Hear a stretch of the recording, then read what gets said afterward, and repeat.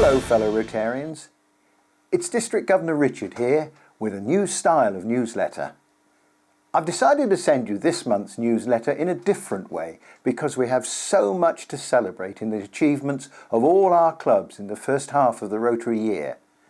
Newsletters for the rest of the year will be in the more usual written style.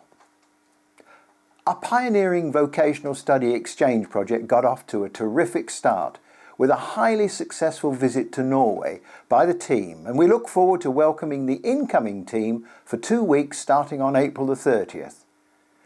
We're looking for home hosts and interesting vocational experiences for them.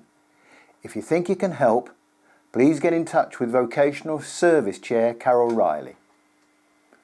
Now, I'm used to Rotarians being generous with their time and money, but even I've been overwhelmed by your response to my appeal after the devastating floods. As of last night, our club's donations have just gone over £47,000, and additionally 2 large trailer loads of equipment have been delivered. This is a superb effort, and I want to say a huge thank you to all of you. I'd also like to record my appreciation of the support offered to us by Sainsbury's supermarkets in providing collection points throughout the district. The V Festival tent collection back in August, supported by almost every club, reached its 10th year, and Mike Hampson tells me that he calculates we've provided over £1 million worth of tents and equipment since we started. This year was a particularly good one, with over 3,000 tents being rescued. These were in the Syrian refugee camps within 3 weeks. The Telford Tree of Light, operated by the Ironbridge, Wrekin, Wellington and Telford Centre clubs, reached its 20th year, and the sum collected over that time now totals a staggering £501,619. I've had the pleasure of visiting many of your trees and Santa sleighs over the Christmas period, and I know what tremendous efforts you've all made. On the membership front, there's been an excellent recruiting record. This week I had the very great pleasure of writing my 51st letter of welcome to a new Rotarian. These include the new corporate membership styles and associates as well, but mostly they are traditional Rotarians. And that figure doesn't include the new Rota Kids clubs which are springing up, the latest one of which is at St Margaret's Junior School in Woolstanton under the umbrella of the Stoke-on-Trent Club. These clubs hopefully provide our Rotarians for the future. A record number of applications for funding of children's trust projects were received at £6,900, and Coordinator Peter Bark was able to make a substantial number of grants for clubs to provide wonderful experiences for disadvantaged children. That fund is now open for applications for 2016.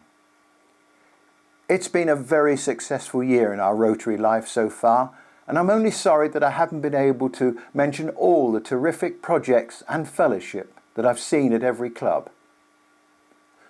So, what lies ahead of us in the second half of the year?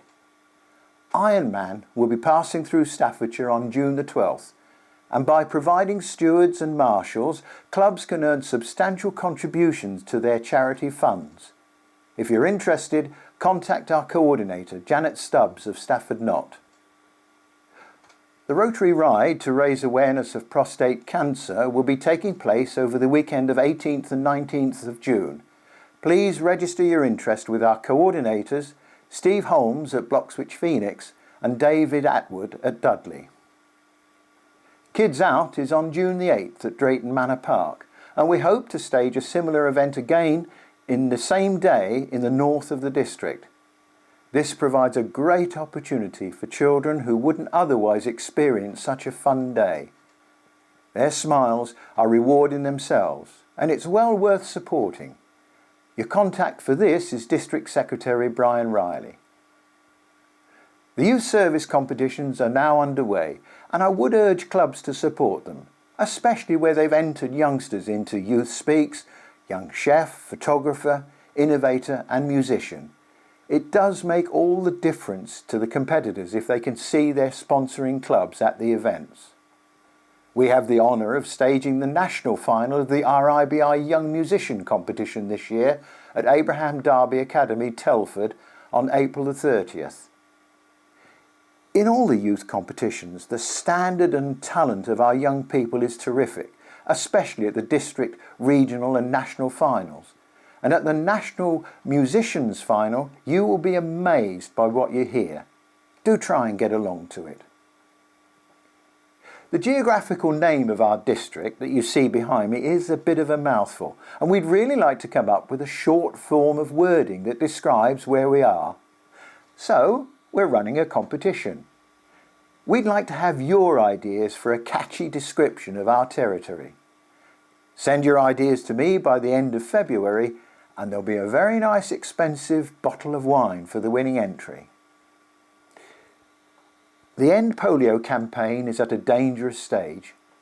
We've been the victim of our own success, a result of all the good news lately, and donations are falling off alarmingly.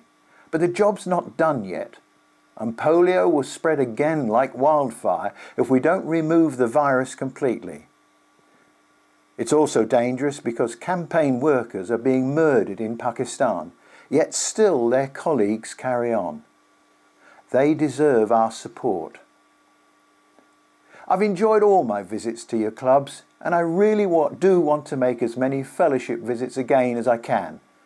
So do let me know if you'd like me to come. I'm indebted to Rotarian Mike Sanders of Create Media for his work in producing this newsletter.